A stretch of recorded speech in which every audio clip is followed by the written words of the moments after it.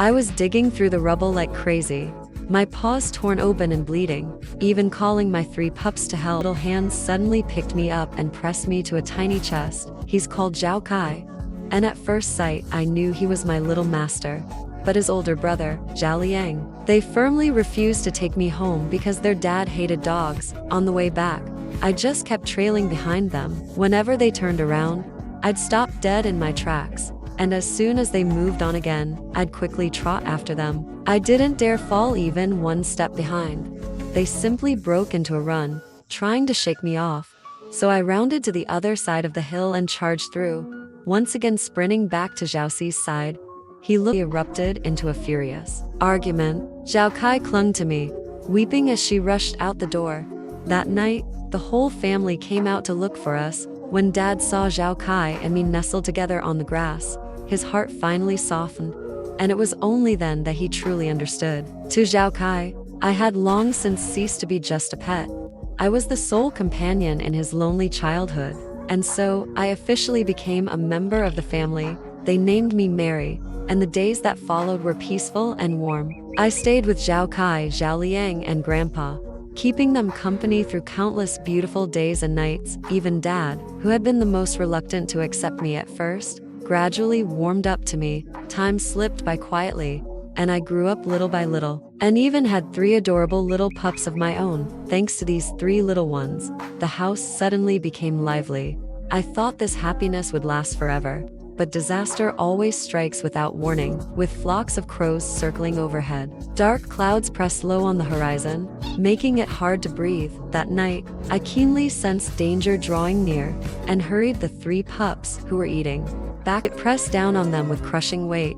Houses and trees toppled one after another, and the entire town was plunged into chaos and panic in an instant. Outside, my parents and Zhaliang at school somehow managed to escape unharmed, but I was tethered in the yard, frantic with worry, desperate to rush to my master's side. The shards of broken glass sliced through my paw, the pain piercing to the bone.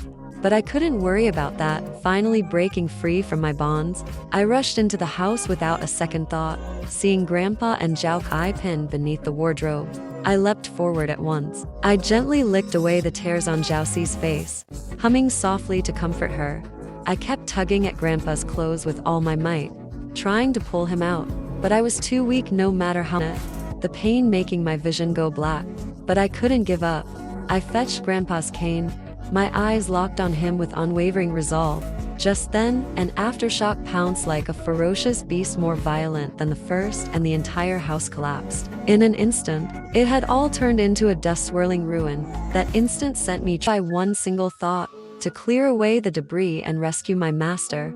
I bore the searing pain that surged through me. I didn't dare to stop for a single second, digging all the way until dawn. My paws were already stained crimson with blood. My 3 sensible little ones joined in, helping me dig. After exhausting every ounce of strength, we finally managed to scrape out a small hole and saw our master lying inside, but the opening was far too narrow. I couldn't squeeze my way in at all. I could only keep howling, desperately trying to wake them.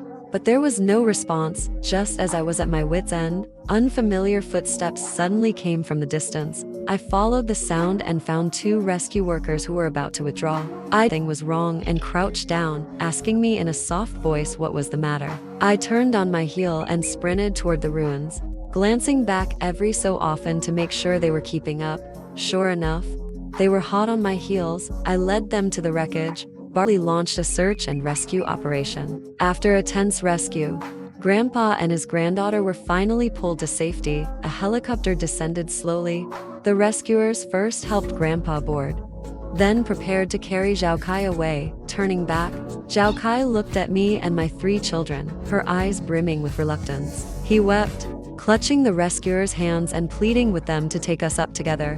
But the rescuers could only shake their heads in helplessness, explaining that their mission was to save people, not dogs. In the end, they carried Xiaocai, who was sobbing so hard she could barely catch her breath.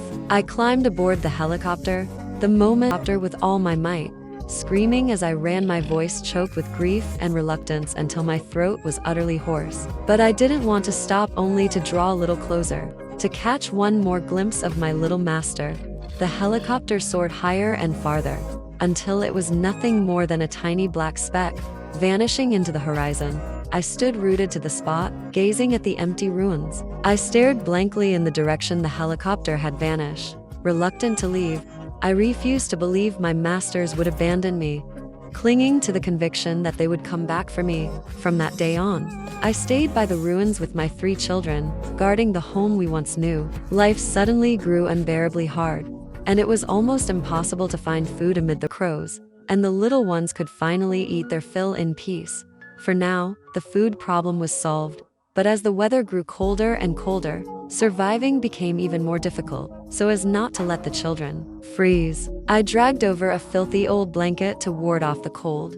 Late at night, a sudden downpour began, and my children and I huddled in the ruins, seeking shelter. The rain was bone-chilling, sending me into an endless shiver. Yet it could not wash away my longing for my master. Every single day, I would always run to the spot where the helicopter had flown away and wait, hoping that one day I'd see my owner's figure return. Later, the dog food was completely gone, and the little ones could only fill their bellies with water. I knew that if we kept waiting like this, something terrible would happen. I didn't know where to go, so I gritted my teeth and kept walking in one direction. Even though hope was as faint as a flickering spark, I absolutely couldn't give up either. We hadn't been on the road long when another aftershock struck. Thankfully, I reacted quickly and dashed over to shield the 3 children just in time to keep them from being crushed by a falling tree. As night fell, a torrential downpour began. As we crossed a suspension bridge, another aftershock struck. The bridge began to sway violently, then snapped with a deafening crash. Before I could think twice, I tumbled headlong into the icy, bone-chilling river along with 3 children. Luckily, the water wasn't very deep. I gritted my teeth, bracing against the lover exhaustion and the bite. This moment, I missed Xiaocai so much, and I missed Grandpa too. But I hadn't eaten for days. My body was so weak that I could barely even dream, and my mind began to grow hazy. Bit by bit, my eyelids grew heavier and heavier. Vaguely, I heard the children gathered around me, calling out again and again, voices both tender and desperate, but I could no longer muster the strength to respond. I let my vision darken and slowly closed my eyes. I don't know how long passed, but the terrifying earthquake, Xiaocai. He kept calling my name, his voice echoing through the valley, yet there was no reply. Slowly, he began to realize that I might already be gone. Xiaocai sank to his knees, tears streaming down his face, just as the family was plunged into grief. A few species, be it the loyalty a dog guards with its very life, or the tender, unyielding care of a human who refuses to let go. It is a mutual, alert rush toward one another and a steadfast vow to protect. This deep affection, taking root in the ruins and blossoming amidst trials, has long since transcended mere companionship. It has become the strongest bond between hearts, giving substance to every genuine love. All possess the power to overcome every hardship,